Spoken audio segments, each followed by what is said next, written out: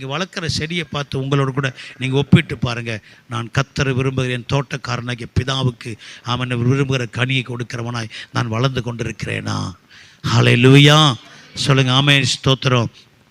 அது மாத்திரமல்ல, அன்பு தேவனுடைய பிள்ளைகளை ஸ்தோத்திரம், நீங்கள் என்னிலும் நான் உங்களிலும் நிலைத்திருப்பது தான் பிரதான சத்தியம்.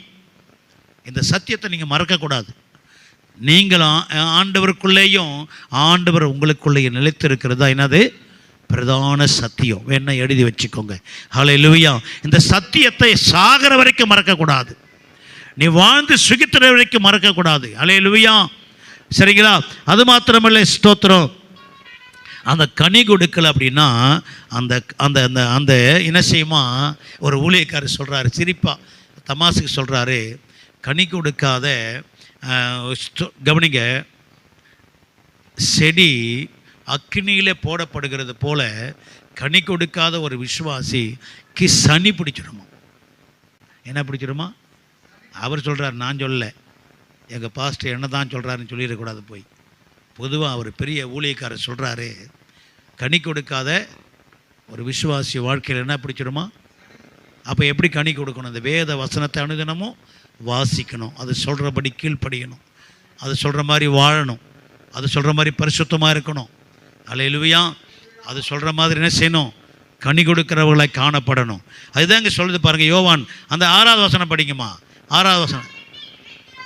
அழகம், ஒருவன் என்னிலே நிலைத்திராவிட்டால் அவன் வெளியே எரியுண்ட கொடியைப் போலவும் எரியுண்டு, அதாவது வீசி எறிகிற தூக்கி எறியப்படுகிற செடியை போல அவன் உலர்ந்து போவான் என்று சொல்லுகிறது. அப்படிப்பட்டவைகளை ஆமென் அவைகள் என்ன செய்யும்? இப்போ கரும்பு தோட்டம் வைப்பேன். எங்கள் ஊரில் கரும்பு தோட்டம் வச்சா உடனே என்ன பண்ணிடுவாங்கன்னா, கரும்பெல்லாம் வெட்டி முடித்த பிறகு அந்த என்ன தோட்டத்தை அந்த அந்த சோகையெல்லாம் அப்படி கொண்டு வந்து ஒரு இடத்துல அங்கே வைத்து அதை எரிப்பாங்க. அது அப்படியே எருவாக மாறிடும் அந்த தோட்டத்துக்கு. திருவிடை அது என்ன செய்யாது? எங்கள் ஊரில் மருதாம்பு அப்படிம்பாங்க. 2 முறை 3 முறை விடுவாங்க. 3 முறை அது என்ன செய்யாது? வளர்ந்து வளர்ந்து பலன் கொடுக்கும். 3வது முறை அது முழுசுமாக தோட்டத்தை, அந்த கரும்பு தோட்டத்தை எல்லாம் அழித்து அதை ஏர் ஓட்டி மறுபடியும் வேற ஒரு பயிர் அதில் வைப்பாங்க. இங்கே எப்படின்னு தெரியல. சரிங்களா? இங்கே அப்படி தானா? ஆமாம், ஸ்தோத்திரம். முதல் கரும்பு நடுவாங்க, 2வது கரும்பு வெட்டி அந்த மருதாம்பு வரும், மருதாம்புன்னு சொல்லுவாங்க. அதை விட்டு போனால் அதுக்கு திரும்ப நீர் பாய்ச்சி களை வெட்டி எடுத்து அது மறுபடியும் விளைச்சலை கொடுக்கும். அது உழைப்பு இல்லாத பலன். அது உழைப்பு இருக்கும், ஆனாலும் அந்த முதல் உழைப்பு இருக்கிற மாதிரி இதில் இருக்காது. 3வது பலன் அதை விட ஸ்தோத்திரம் இல்லையா? இதே மாதிரி தான் ஆண்டவர் உங்களை என்னை எதிர்பார்க்க. அது என்ன செய்யணுமா? அது கர்த்தருக்குள்ள நிலைத்திருக்காவிட்டால் அது வெட்டுண்டு எங்கே போயிடும்? ஸ்தோத்திரம், அக்கினியிலே போடப்படும். இந்த வசனம் படிங்க, அந்த 6வது வசனம் சீக்கிரம் படிமா. ஒருவன் எண்ணிலே நிலைத்திராவிட்டால், அப்படி நல்லா கவனம். எண்ணிலே அப்படின்னா யாருக்குள்ளே? கர்த்தருக்குள்ளே. அதை மறந்துடக்கூடாது. அந்த இடத்துல நீங்கள் உங்கள் நேமை போட்டுக்கோங்க. ஒருவன் கவனிங்க, எண்ணிலே நிலைத்திராவிட்டால் அக்கினியில் எரியுண்ட கொடியை போல, வெளியிலே எரியுண்ட கொடியை போல அவன் உலர்ந்து போவான். அப்படிப்பட்டவர்களை கொண்டு போய் ஒரு இடத்துல வச்சு என்ன பண்ணுவாங்க? அதை அக்கினியிலே போடுகிறார்கள், அவைகள் எரிந்து போம். 7வது வசனம், நீங்கள் என்னிலும் என் வார்த்தைகள் உங்களிலும் நிலைத்திருந்தால் நீங்கள் கேட்டுக்கொள்வது எதுவோ. அல்லேலூயா சொல்லுங்க, அல்லேலூயா. அப்போ எப்போ கிடைக்குமா? நீங்கள் என்னிலும் நான் உங்களிலும் நிலைத்திருக்கும் போது நீ கேட்டுக்கொள்வது எதுவோ நிலைத்திருக்கும். அம்மே ஸ்தோத்திரம், அல்லேலூயா. மத்தேயு 7:7 படிக்கிறோம், நீ என் நாமத்தினால எதை கேட்டாலும் அதனோட தருவேன். அதாவது கேளுங்கள் தரப்படும், தட்டுங்கள் திறக்கப்படும். அல்லேலூயா. எரேமியால வாசிக்கிறேன், என்னை நோக்கி நீ கூப்பிடு, நான் உனக்கு மறுவுரத்துறவு அருளி செய்து உனக்கு அறியாததும் எட்டாததுமான பெரிய காரியங்களை அறிவிப்பேன். சொல்லுங்க, அல்லேலூயா. அப்போ இதையெல்லாம் கடைபிடிச்சது ஆண்டவர் எப்படியெல்லாம் நம்ம இருக்கணும்னு, எப்படி நம்ம வாழணும்னு நம்ம எதிர்பார்க்குறாரோ அதை என்ன செய்யணும்? நம்ம செய்து முடித்திருந்து அவருடைய சுகந்தை கட்டிங்கன்னா வருஷம் தேவையில்லை, மாசங்கள் தேவையில்லை, ஒரே நிமிஷம் கொடுத்துருவார்.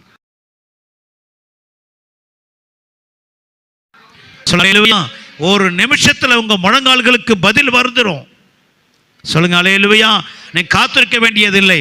அது மாத்திரமல்ல, ஸ்தோத்திரம், ஆமென். நீங்கள் கேட்டுக்கொள்வது எதுவோ அது உங்களுக்கு கொடுக்கப்படும், எதுவானாலும் சரி. ஆமென். தம்பி ஜோஷுவா சொன்னது போல, நீங்கள் விசுவாசத்தோடு மலையை பார்த்து பெயர்ந்து அப்பாலே போனால் என்ன ஆகும்? போகும். அது வேதத்திலும் சொல்லப்பட்டிருக்கிறது. அல்லேலூயா. அது என்ன? கடுகளவு விசுவாசம். இப்போ அந்த கடுகளவு விசுவாசத்தை நம்மளால் காத்துக்கொள்ள முடியல. சின்ன சின்ன விஷயத்துக்கெல்லாம் முறுமுறுக்கிறோம், சின்ன சின்ன காரியங்களுக்கெல்லாம் நம்ம என்ன செய்வோம்? ஆமை ஸ்தோத்திரம், ஆளை கலங்கி போகிறோம், பயந்து போகிறோம், நடுங்கி விடுகிறோம், கிடைக்குமோ கிடைக்காதோன்னு அறிக்கை பண்ணுகிறோம். ஸ்தோத்திரம், பயந்த காரியம் உனக்கு நேரிடும் என்று வேதம் சொல்லுகிறது. அறிக்கை பண்ணிக்கிட்டே இருக்கணும், கிடைக்கிற வரைக்கும் விடக்கூடாது. யாக்கோபு ராத்திரி முழுவதும் ஜெபம் பண்ணான். அவருடைய பாதத்தை பிடிச்சிட்டு ஆஸ்வதிக்க, ஆண்டவர் அவனை ஆஸ்வதிக்கிற வரைக்கும், அவனுடைய பேரை ஆண்டவர் மாத்திர வரைக்கும். சொல்கிறோமா இல்லையா? நீ வேணா நம்பிப்பார், ஆமாம், அது நடக்கலைன்னா என் பேரை மாற்றிக்கிறேன்னு சொல்கிறோமா இல்லையா? நான் சொல்கிறேன், அது நடக்கலைன்னா ஆமை ஸ்தோத்திரம், ஹல்லேலூயா, ஆண்டவரத்தில் கேட்டு பாருங்க, ஆண்டவரே ஒரு பேரை உங்கள் மேலே சொல்லுங்கள், ஹல்லேலூயா. அந்த தேவன் அவ்வளோ பெரிய வல்லமையுள்ளவராக இருக்கிறார். அது மாத்திரமல்ல, 8வது வசனத்தை படிங்களேன். நீங்கள் மிகுந்த கனிகளை கொடுப்பதினால், ஆமா ஸ்தோத்திரம், யாருக்கு பலன்? கவனிங்க, உங்களுக்கு பலன் வரும். அதை குறித்து பிதாவின செய்வார். வழியில் போயிட்டே இருக்கிறீங்க, ஒரு பெரிய வயல், ஒரு வயல் காஞ்சி போயிருக்கு, இன்னொரு வயல் செழிப்பாக இருக்கும். பரவாயில்லப்பா, அவனை விட இவன் நல்லா உழைச்சிருக்கிறான், நல்ல உரமிட்டு இருக்கிறான், நல்ல தண்ணீர் பாய்ச்சிருக்கிறான், அந்த விளைநிலத்தை நல்லா கவனிச்சிருக்கிறான், இந்த தோட்டக்காரனுக்கு நல்ல பலன் வரும் என்று நம்மளே சொல்லுவோம். சொல்லுங்க அல்லேலூயா. அப்போ இந்த வசனம் சொல்கிற மாதிரி, நீங்கள் மிகுந்த கனிகளை கொடுப்பதுனா எப்போ?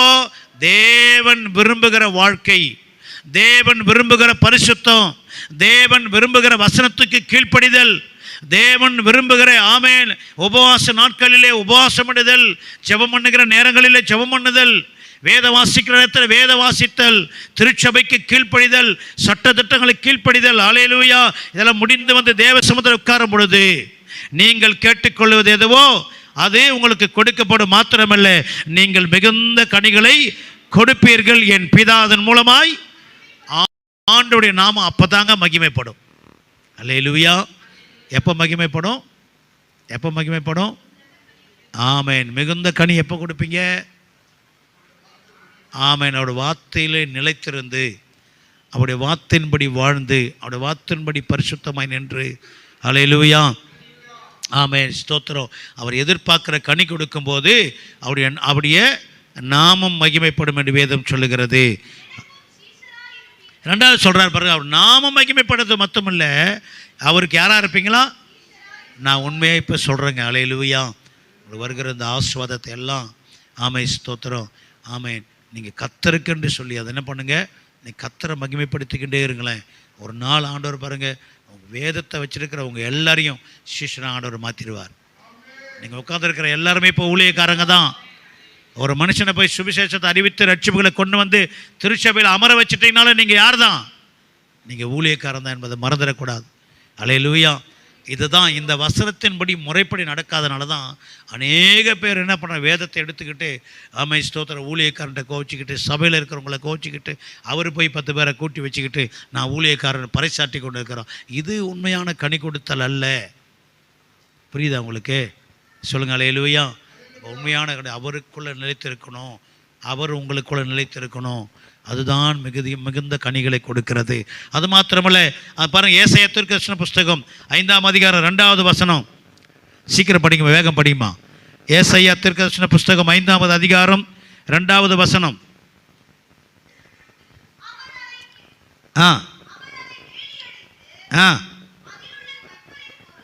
எதை? இந்த தோட்டத்தை என்ன பண்ணுறாரு? முதல் வேலை பென்சிங். நீங்கள் வாங்கியிருக்கிற இடத்துக்கெல்லாம் பென்சிங் போட்டிருக்கீங்களா? வேலி போட்டிருக்கீங்களா? ஆமாம், போட்டவங்களாம் கவனிங்க. இதெல்லாம் கவனமாக நம்ம செய்கிறோம். ஆனால் கர்த்தர் விரும்புகிறத நம்ம ஒரு நாள் என்ன பண்ணுறதில்ல, நம்மை வசனம் கொண்டு வேலி அடைக்கிறது இல்லை. அதனால தான் அநேக நேரங்களில் நம்ம வேண்டிக் கொள்ளுகிறது நமக்கு தாமதமாகிறது. திருடன் வந்து திருடி கொள்ளுகிறான், சத்துரு நுழைகிறான், பிசாசன் நுழைந்து விடுகிறான். அல்லேலூயா. ஆமென் ஸ்தோத்திரம். ஒரு செடியானது வளர்ந்து அது தண்ணீர் ஊற்றப்படாமல், உரம் போடாமல், சரியாக கவனிப்பு இல்லாமல் காய்ந்து போகிறது போல் நம்முடைய வாழ்க்கை அநேக நேரங்களில் காய்ந்து போய் விடுகிறத நம்மளாலே சொல்ல முடியும். அல்லேலூயா. அது படிமா. அவர் அதை வேலி அடைக்கிறாராம். ரெண்டாவது அதில் இருக்கிற கற்களை செடி வளரக்கூடாதபடிக்கு என்னெல்லாம் தடை, அதெல்லாம் என்ன அதே அந்த கல்லெல்லாம் பொறுக்கி போடுறான். பண்ணுறீங்களா இல்லையா? விவசாயம் பண்ணுறவங்களுக்கு தெரியும். அந்த கற்களை எல்லாம் பொறுக்கி போட்டு ஆமென் அல்லேலூயா. அதை நல்ல எங்க திராட்சை 2-3 விதமாக திராட்சை இருக்குது பார்த்தீங்களா? ஒன்று சீட்லெஸ் இருக்கும், சீடு உள்ளது இருக்கும், சைஸ் சின்னதாக இருக்கும், சைஸு பெருசாக இருக்கிறது. 4-5 விதமான திராட்சை செடிகள், திராட்சை பழங்கள் இருக்கிறது, திராட்சை செடிகளும் இருக்கிறது. ஒரு முறை நாம் இங்கே வச்ச நல்ல தளதளம் வளர்ந்தது. நான் தான் என்ன பண்ணிட்டேன் அப்படின்னா, அதை பார்த்து எனக்கு பொறாமல் எவனா ஒருத்தர் யூடியூப்பில் விட்டுருந்தான். அது 8 மாதத்துக்கு ஒரு அதை வந்து கவாத்து பண்ணுங்க அப்படின்னா, நான் அதை பார்த்து என்ன பண்ணேன், நல்ல தளத்தளம் இருந்ததை போய் அந்த நல்ல முத்தனை இலையாக பார்த்து வெட்டி விட்டேன். அது உடனே நல்லா அவ்வளோ தூரம் வந்துருச்சு. இன்னும் கொஞ்ச நாள் போயிருந்தால் ஒரு 10 கிலோ திராட்சை கொடுத்துருக்கோம், நம்மெல்லாம் சாப்பிட்ருக்கலாம். அது என்ன பாருங்கள், சின்ன கவனக்குறைவுனால அது பாருங்கள் ஸ்தோத்திரம், நம்மளே உரம் போட்டு வளர்த்து நல்ல கனி கொடுக்குற சமயத்தில் போய் அதனுடைய அந்த அந்த திராட்சை கொலையை தாங்கி நிற்க போகிற சமயத்தில் அந்த இலையை வெட்டி விட்டோம் பாருங்கள், அப்படியே காஞ்சி போச்சுங்க. பார்த்துருப்பீங்க நீங்களாம். சொல்லுங்கள், இதுதான் நம்முடைய வாழ்க்கை. கொஞ்சம் கவனக்குறைவாக போயிட்டோம் அப்படின்னா அந்த திராட்சை செடியை போல் நம்முடைய வாழ்க்கை மாறி போகும். எனக்கு கேட்குற அன்பு தேவனுடைய பிள்ளைகளை, இந்த வசனம் அழகாக சொல்லுகிறது, என் நேசருக்கு ஒரு திராட்சை தோட்டம் இருந்தது. அந்த திராட்சை தோட்டம் எப்படிப்பட்டதாக இருக்கணும் பாருங்கள் ஸ்தோத்திரம். இந்த திருச்சபையானது ஒரு தோட்டம். அந்த தோட்டத்தில் நீங்கள் எல்லாரும் நாட்டப்பட்ட ஒரு திராட்சை செடியார், திராட்சை ஆமை ஸ்தோத்திரம் செடியாகி கிறிஸ்துவை போலவும், ஆமை ஸ்தோத்திரம் கிறிஸ்துவோடு இணைந்திருக்கிற செடி கொடிகளைப் போலவும் காணப்படுகிறீர்கள். அந்த வசனத்தை நல்லா வாசித்து கேளுங்களேன். அதை வேலி அடைக்கிறாரா, அதை கல்லை பொறுக்கிறாரு, அதில் நல்ல தரம் நிறைந்த செடியை வாங்கி வச்சா எப்படி வைக்கணும், தரமான செடியை வாங்கி வைக்கணும். அது நல்ல நற்குல திராட்சைகளை அது நடுவில் ஒரு கோபுரத்தையும் கட்டி, அல்லேலூயா பாரு எவ்வளோ பெரிய எதிர்பார்ப்பு. நல்ல தரமான திராட்சை தோட்டத்தை வச்சு அந்த தோட்டத்துக்கு என்ன வைக்கிறாரா, அந்த திராட்சை கொண்டு வந்து நல்ல சாறு பிழிந்து எடுத்து அதை வியாபாரம் பண்ணுவதற்கு என்ன பண்ணி செடி வைக்கும் போதே அங்கே என்ன ஒரு ஆலையை வச்சிடுறாராம். சொல்லுங்க அல்லேலூயா. பாருங்க அடுத்த படிமா.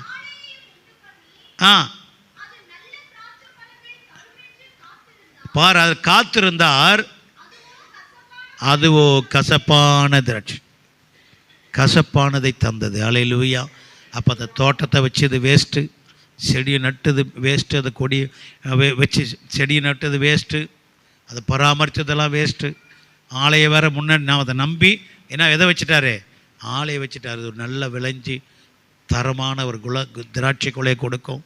அதை சாறு புழிந்து எடுத்து அது வியாபாரத்துக்கு கொண்டு போகும், நல்ல விலைக்கு வரும் என்று எதிர்பார்த்துருந்தான். ஆனால் அதுவோ என்ன ஆயிடுச்சு, உங்களை என்னையும் கடந்த வருஷம் வரைக்கும் அப்படித்தான் எதிர்பார்த்தார். ஆனால் என்ன செய்ய முடியல, நம்மளால் கனி கொடுக்க முடியல. மறுபடியும் ஆண்டவர் எதிர்பார்க்குறார். மறுபடியும் அதுக்கு என்ன பண்ணுவோம், உரம் போடுவோம், அதை சுத்தப்படுத்தி தண்ணீர் பாய்ச்சுவோம். அது இந்த வருஷமும் 26லையாவது கனி கொடுக்குமான்னு ஆண்டவர் எதிர்பார்த்து இந்த வார்த்தையை அவங்க முன்னாடி வைக்கிறார். எதிர்பார்த்து உங்கள் முன்னாடி மறுபடியும் என்ன செய்கிறார், அல்லேலூயா உங்களை சுத்தப்படுத்த விரும்புகிறார். நீங்கள் கனி கொடுப்பேன் எதிர்பார்க்குறார். அல்லேலூயா. அதற்காக தான் அவ்வளோ பெரிய ஆலயத்தை கர்த்தர் கொடுத்துருக்கிறார். இதை நிரப்பணும்னா நீங்கள் கனி கொடுத்து தான் ஆகணும். அல்லேலூயா. கடைசியாக நம்ம வாசித்து முடிக்கலாம். எரேமியாவின் புஸ்தகத்தில் 2ஆம் அதிகாரம் 21ஆம் வசனம் சொல்லுது, அது மை ஸ்தோத்திரம், அது எப்படி நாட்டினாரோ இங்கேயும் பாருங்க சொல்லுது, உயர்குல திராட்சை செடியாக அதை நான் நாட்டினேன் என்று சொல்லுகிறத பார்க்குறோம். படிங்க. நான் உன்னை முற்றிலும் நல்ல கனி கொடுக்கிற உயர்குல அப்படின்னா உயர் தரமான ஃபர்ஸ்ட் குவாலிட்டி கனி கொடுக்கிற திராட்சை செடியாய் நாட்டினேன். ஆனா நீ என்னத்தை கொடுத்த, என்ன அப்படின்னு ஆண்டவர் கேட்கிறார். காஞ்சி போனதாய் மாறி போனது என்ன? சொல்லுங்க அல்லேலூயா. பாருங்க, நீங்களே உங்களை போய் கண்ணாடி முகத்தில் பாருங்க. தரமான ஆண்டு கொண்டு வந்து இங்கே வச்சாரு. ஆரம்ப காலத்தில் நல்ல ஜெபம், நல்ல வேத வாசிப்பு, நல்ல உபவாசம், இல்லை நல்ல பரிசுத்தம், நல்ல கனிகளை கொடுத்தோம். ஆமாம், ஸ்தோத்திரம். வாரம் 2 பேரை கூப்பிட்டு வந்தீங்க, வாரம் நல்ல ஆத்துமக்களை கொடுத்தீங்க, ஸ்தோத்திரம். நல்ல ஜெபம், நல்ல பிரசங்கம், நல்ல ஆமாம் ஸ்தோத்திரம். ஆனால் இப்போ ஏன் காஞ்சி போய்க்கு அப்படின்னு நான் சொல்ல, ஆண்டவர் சொல்கிறார். ஹல்லேலூயா. ஆமாம் ஸ்தோத்திரம். பாருங்கள், ஏசாயா தீர்க்கதரிசன புஸ்தகம் 5ஆம் அதிகாரம் 30ஆம் வசனம். நாம் அவருடைய சரீரத்தின் அவயவங்களாயும் அவருடைய மாம்சத்திற்கும் அவருடைய எலும்புகளுக்கும் உரியவுகளாக இருக்கிறோம் என்பதை நாம் மறந்து போய்விடக்கூடாது. சொல்லுங்கள் ஹல்லேலூயா. நீங்கள் வாசித்து பாருங்கள் வேணா. 5ஆம் அதிகாரம், எபேசியர் 5ஆம் அதிகாரம் 30வது வசனம் சொல்லுகிறது, நாம் அவருடைய, நல்லா கவனிங்க, உங்கள் சரீரத்தில் ஒரு கை இருக்குதுன்னா இது அப்படியே கண்களை மூடி கொஞ்சம் அப்படியே தியானம் பண்ணிக்கிட்டே நீங்கள் கேட்டு பாருங்கள் அந்த வசனத்தை. நாம் அவருடைய என்னவா இருக்கிறோம்? அவர் ஆதி ஆகமத்தில் ஆதாம் ஏவாளை உருவாக்கும் போது தன் ரூபத்தின்படியும் தன் சாயலின்படியும் தன் ஜீவ சுவாசத்தை அவன் நாசியிலேயே ஊதி அவனை மனுஷனாக்கினார். அது நல்லதென்று கண்டார், தோட்டத்தில் வைத்தார், அவனை ஆசீர்வதித்தார். ஹல்லேலூயா. அப்போ இங்கே சொல்லுது பாருங்க, அப்போ நீங்கள் ஒவ்வொருத்தரும் தேவனுடைய சரீரத்தில் காணப்படுகிற அவயவங்களாக இருக்கிறீர்கள். ஹல்லேலூயா. நல்லா கவனிக்கணும். அப்போ ஒரு கை இருக்குமானா அது தேவனுடைய கரமாக இருக்கிறது. ஒரு கால் இருக்கிறது, தேவனுடைய பாதமாக இருக்கிறது. உங்களுடைய சரீரத்தில் அவயவங்களாக இருக்கிறவைகள் ஆண்டவருடைய அவயவங்களாக இருக்கிறது. நீங்கள் அவருடைய சாயல் என்பதை மறந்து விடாதிருங்கள். சொல்லுங்க ஹல்லேலூயா. அப்போ தேவன் விரும்புகிறது என்ன? 1 கொரிந்தியர் 1ஆம் அதிகாரத்தில் 30-31 சொல்லுகிறது, ஆமென் ஸ்தோத்திரம், மேன்மை பாராட்டுகிறவன் கர்த்தரை குறித்து மேன்மை பாராட்ட வேண்டும் என்று அவர் விரும்புகிறார். ஹல்லேலூயா. வாசிமா அந்த வசனத்தை. அந்தபடியே நீங்கள் அவராலே கிறிஸ்து இருக்கிறீர்கள், எழுதியிருக்கிறபடி மேன்மை பாராட்டுகிறவன் கர்த்தரை குறித்து மேன்மை பாராட்டுகிறவன் அவரே ஞானமுள்ளவர். அவரே தேவனாய் நமக்கு ஞானமும் நீதியும் பரிசுத்தமும் மீட்புமானார். ஹல்லேலூயா. அவரே நீதியும் ஞானமும் பரிசுத்தமும் மீட்புமானார். ஹல்லேலூயா. இப்போ முழங்கால் படிடுவோம், எல்லாரும் கண்களை மூடி. ஆண்டவருடைய சமூகத்தில் ஒரு 1/2 மணி நேரம் உங்களுக்கு முன்னாடி செய்தி எடுத்திருக்கிறேன். ஏன் தெரியுமா? ஆண்டவர் உங்கள் மேலே உள்ள அந்த கரிசனையை நான் சொல்லித்தான் ஆகணும். ஆண்டவர் உங்கள் மேலே உள்ள அந்த இரக்கத்தை நான் சொல்லித்தான் ஆகணும். என்ன தெரியுமா? நீங்கள் இழந்து போனதை ஆண்டவருக்கு திரும்ப கொடுக்கணும் ஒரு ஆசை. போன வருஷத்தில் எதெல்லாம் உங்கள் வாழ்க்கையில் தேவனுக்கு பிரியமில்லாத காணப்பட்டதோ அதையெல்லாம் திரும்ப கொடுக்கணும்னு ஆசை. தாவீது வந்து புலம்புறான், ஆண்டவரே என்மாரி ஸ்தோத்திரான எத்தனை நான் இழந்து வந்தேன், என் மனைவி பிள்ளைகளை கூட கொண்டு போயிட்டான், என்னுடைய சொத்து நகை பற்றி எல்லாத்தையும் கொண்டு போயிட்டான். ஆனால் கொஞ்சம் பொறுமையாக இருந்து ஆண்டவர் சொன்னார். பொறுமையாக திரும்ப இப்போ போகலாமான்னு கேட்டான். போனால் யுத்தம் பண்ணினான். அவனுக்குள்ளதையும் திருப்பி கொண்டு வந்தான் என்று வேதம் சொல்லுகிறது. சத்துருக்குரியதையும் அவன் திருப்பி கொண்டு வந்தான் என்று. அன்பு தேவனுடைய பிள்ளைகளை, இப்போவும் ஆண்டவங்க மேலே கரிசனை உள்ள தேவனாக இருக்கிறார், பரிசுத்தமுள்ள தெய்வமாக இருக்கிறார், சொன்னதை செய்வதற்கு காத்திருக்கிறார், உங்களை ஆசீர்வதிக்கவே அவருக்கு பிரியமாக இருக்கிறது என்று சொல்லுகிறார். ஹல்லேலூயா. ஆனால் நீங்கள் ஒன்று கனி கொடுக்கணும். சாதாரணமாக கனி அல்ல, மிகுந்த கனி கொடுக்கணும். தெரியுமா? உங்களை தரமானவர்களை ஆண்டவர் ஆமை ஸ்தோத்திரம் இதுவரையிலும் உங்களை வளர்த்தி கொண்டு வந்து நிறுத்தி வைத்திருக்கிறார். ஹல்லேலூயா. ஆமை வெளியேறப்பட்ட ஆமை ஸ்தோத்திரம் கர்த்தர் விரும்புகிற கனி கொடுக்கிறவர்களை கர்த்தர் உங்களை மாற்ற விரும்புகிறார். ஹல்லேலூயா. கடந்த வருஷம் முழுவதும் ஆலயத்துக்கு வெறுமையாய் கடந்து வந்தீங்க. ஆனால் இந்த வருஷத்தில் ஆண்டவர் எதிர்பார்க்கிறார், எப்படியாவது கொஞ்சம் கனியை நீங்கள் கொடுக்கணும்னு ஆண்டவர் எதிர்பார்த்து இந்த வார்த்தைக்கு முன்னாடி வச்சிருக்கிறார். ஹல்லேலூயா. ஆமே ஸ்தோத்திரம். ஹல்லேலூயா. தேவனுடைய அவயவங்களாக இருக்கிற நீங்கள், தேவனோட ஒட்டப்பட்டவளாக இருக்கிற நீங்கள் ஒரு நாள் பிரிந்து போய் ஆமே காய்ந்து போன செடியை போல அக்கினியிலே சுட்டரிக்கப்படுவதற்கு ஒப்பு கொடுப்பது போல உங்களை ஒப்புக்கொடாதபடிக்கு இப்பொழுதே உங்களை உருவாக்கி கொள்ளுங்க. இந்த வேத வசனத்தை உபதேசம் எடுத்துக்கொள்ளுங்க. அது ஆமே உங்களை பராமரிக்கிறதா எடுத்துக்கொள்ளுங்க. அது உங்களை வளர்த்தி எடுக்கிறதா எடுத்துக்கொள்ளுங்க. அது உங்களை உருவாக்குகிறதா எடுத்துக்கொள்ளுங்க. அது மிகுந்த கனி கொடுக்க வைக்கிறதாய் காணப்படுகிறது என்று சொல்லதை எடுத்துக்கொள்ளுங்க. அப்படியாண்டு எல்லாரும் எழுந்து நிற்கலாமா? எல்லாரும் எழுந்து நிற்கலாமா? கொஞ்சம் ஓரமா வேதத்தை எடுத்து வச்சிருங்க. கொஞ்சம் முன்னாடி கால் படாம உங்க பரிசுத்த வேதாகமத்தை எடுத்து வச்சுட்டு நீங்க அப்படியே கண்களை மூடுங்களேன். இந்த தேவன் எத்தனை நல்லவர். பிதா தோட்டக்காரன், உண்மையான திராட்சை செடி, நீங்களோ கொடிகள். கொடியானது என்னில் நிலைத்திருந்தால் நீங்கள் மிகுந்த கனிகளை கொடுப்பீர்கள் என்று. ஹல்லேலூயா.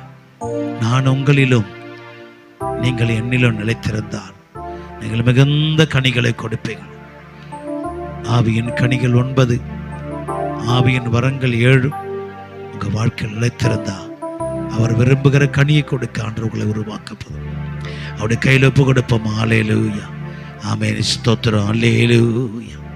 அன்பு தேவனுடைய பிள்ளைகளே, ஏசாயா தீர்க்கதரிசன புஸ்தகம் 27 சொல்லுகிறது, அடிக்கடி அதற்கு தண்ணீர் பாய்ச்சி அதுக்கு உரமிட்டு அவன் அதை எதிர்பார்த்து காக்கும் பொழுது ஹல்லேலூயா அவன் விரும்புகிற பலனை அது கொடுக்கிறதா இருக்கும். ஆண்டவர் சொல்றாரு, இந்த உலகத்துக்கு உங்களை அடையாளமா வைக்கணும்னு விரும்புறாரு. உங்க குடும்பத்துக்கு உங்களை சாட்சியா வைக்கணும்னு விரும்புறாரு. உங்க குடும்பத்துக்கும் தேவனுக்கும் நீங்க கனி கொடுக்க ஆமென் ஸ்தோத்திரம் ஹல்லேலூயா நிலைத்திருக்க வேண்டும் என்று அவர் விரும்புகிறார். ஹல்லேலூயா. இயேசுவின் மேல் இருந்த ஆமென் ஸ்தோத்திரம். நல்லா கவனிங்க. நீங்க ஆண்டவர் சொல்ற பிரதானமான ஒரு அடையாளம் என்ன தெரியுமா? நல்ல கவனியும். கிறிஸ்து இயேசுவுக்குள் இருந்த சுபாவம் உங்களுக்கு அடையாளமா வெளிப்படுமா? மேலே சொல்லப்பட்ட அந்த வசனத்தின்படி தேவனோடு கூட நீங்கள் நிலைத்திருந்தால், தேவன் உங்களுக்குள்ள நிலைத்திருந்தால் ஆமென் ஸ்தோத்திரம் நீங்கள் மிகுந்த கனி கொடுக்கிறது மாத்திரமல்ல அவருக்கு அடையாளமாய் இருப்பீர்கள் என்று வேதம் சொல்லுகிறது. என்ன அடையாளம் அப்படின்னா, அவர் ஜெபித்து அவர் மகிமைப்பட்டது போல நீங்களும் அவருடைய சாயலாய் மாறி அவருடைய மகிமையை வெளிப்படுத்துவர்களாய் இருப்பீர்கள். நல்ல கரங்களை தட்டி கர்த்தருக்கு மகிமை செலுத்துவோம். ஹல்லேலூயா. எடுத்துக்காட்டாக மார்த்தாளை மரியாளை நினைத்துக் கொள்ளுங்கள்.